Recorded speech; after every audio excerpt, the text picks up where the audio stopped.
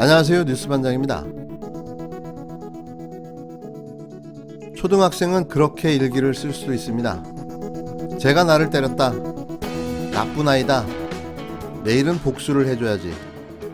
추미애와 윤석열이 싸웠다. 추미애는 나쁜 애다. 우리 집값이 올랐다. 엄마는 좋다고 하셨다. 그래도 세금이 너무 많다고 하셨다. 문재인은 나쁘다. 예, 초등학교 저학년 아이들은 그렇게 일기를 쓸 수도 있겠죠. 저널은 일기장입니다. 저널리즘은 신문이나 방송사가 매일 자신들의 일기장에 쓰는 사회에 대한 기록입니다. 욕하고 저주하는 낙서장이 아닙니다. 아이들의 감정의 배설구가 아닙니다. 한국의 언론의 조의를 표합니다. 당신들은 이미 죽었기 때문입니다. KBS 최경영 기자의 페이스북 글이었는데요. 네, 맞습니다. 대한민국 언론은 이미 죽은 듯 보이고 깨어날 생각조차 하지 않고 있습니다. 오죽 답답하면 이런 표현을 사용했을까요? 초등학생의 일기보다 못한 대한민국 언론, 자신들의 배설구일 뿐입니다. 2020년 하반기 자랑스러운 동문투표 1위 윤석열. 정말 한참 웃었습니다. 모처럼 배꼽 잡고 박장대소하며 웃었는데요. 윤석열이 자랑스러운 동문 1위랍니다.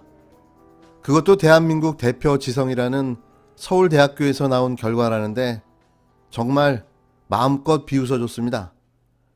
더 이상 서울대가 아니라는 생각도 들면서 어쩌면 서울대가 저렇게 됐을까 하는 측은한 생각도 해봤는데요. 그냥 머리만 좋다고 다 훌륭한 사람이 되는 건 아닌 것 같습니다.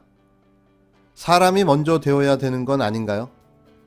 이렇게 판단력도 변별력도 분별력도 떨어지는 지성 집단이 대한민국 최고의 대학이라는 게 개탄스러울 뿐입니다.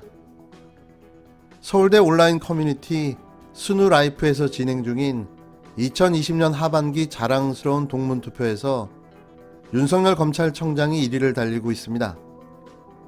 지난 4일 한 작성자에 의해 시작된 이번 투표는 한 명당 3명까지 투표할 수 있으며 오는 31일까지 진행되는데요. 이 게시판은 얼마 전에 박근혜 대통령님 미안합니다라는 게시글이 올라와 화제가 됐던 게시판이죠. 뭐 그 수준을 짐작하게 하는 게시글이었는데요. 6일 오후 7시 기준으로 1280명이 투표에 참여했으며 1위는 법학과를 졸업한 윤석열 검찰청장으로 1146표를 받았는데요. 2위는 경제학과 출신의 윤희숙 국힘당 의원으로 423표, 3위는 법학과 출신의 금태섭 전 더불어민주당 의원으로 349표를 받았습니다. 미화과 출신의 진중권 전 동양대 교수는 289표, 의학과 출신의 안철수 국민의당 대표는 249표로 4위와 5위를 각각 차지했습니다. 이번 투표에 오른 후보는 모두 16명인데요. 이낙연 민주당 대표, 조국 전 법무부 장관, 유시민 노무현재단 이사장 등 여권 인사도 후보에 이름을 올렸습니다. 작성자는 뉴스 빅데이터 분석 시스템인 퀵하인즈를 활용해 올해 7월 1일부터 11월 30일 사이 많이 언급된 동문 후보를 선정했다고 설명했는데요. 이번 투표를 진행한 게시글 작성자는 자신이 2019년 가장 부끄러운 동문상, 2020년 상반기 부끄러운 동문상을 각각 진행했다고도 밝혔습니다. 점점 극우화돼가는 서울대가 왜 이러나 싶은데요. 이게 이명박근혜 9년 동안 진행된 뉴라이트 교육의 효과라고 저는 생각합니다. 뉴라이트 교육이 이런 무서운 결과를 만들어낸 건데요. 암기력만 좋은 학생들의 전형적인 피해 사례인 거죠.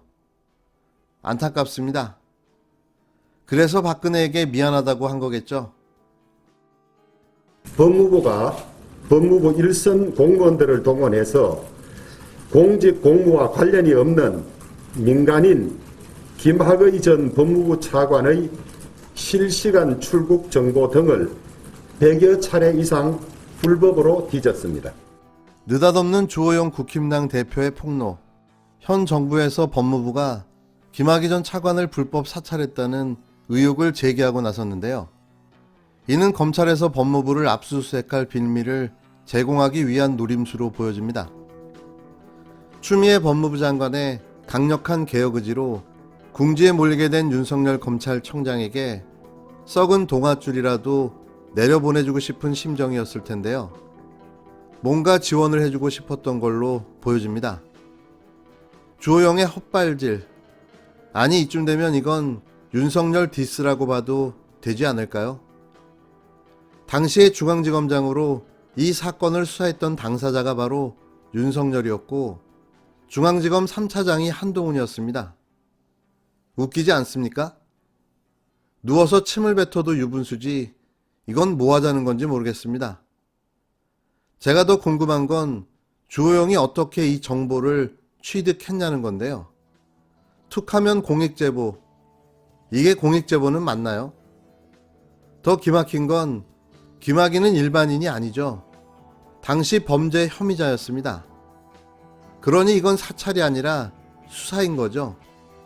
해외 도피를 하려는 피해자에 대한 수사였단 말입니다.